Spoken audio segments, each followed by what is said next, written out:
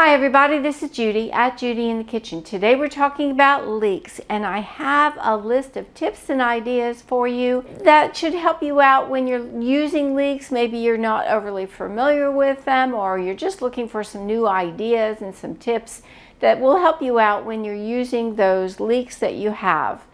This list was kind of long. I broke it up into two parts. This is the part 1 video. I'll have a link to the part 2 video below in the description box. Tip number 1, the layers at the base of leeks can harbor a lot of dirt, and if you've ever used leeks, you're aware of this. Be sure to carefully rinse away all the dirt or sand between the layers with cold water before using them for food preparation. That's especially important if you've never used leeks before, because you wouldn't be expecting that, but boy, they can be loaded. Leeks can be used in place of onions in any dish, raw or cooked, imparting a mild onion flavor. So that's a helpful hint right there. If you don't like a strong onion flavor, but you want a little bit of it, leeks can help to provide that.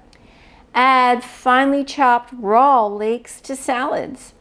For an easy side dish, saute leeks with fennel and a little thyme. Garnish with fresh lemon juice. Add leeks to a vegetable mixture before roasting them. Use leeks to flavor beans, soups, and stews. Why not dress up your mashed potatoes with leeks? Add chopped leeks to the potatoes as they are being boiled. Mash the leeks along with the potatoes for a delicious added flavor. Make vichyssoise, a cold soup made from pureed cooked leeks and potatoes. I do hope this helps you out. Stay tuned for part 2 video. Make sure you watch them both so you get the whole list. Take care. Bye for now.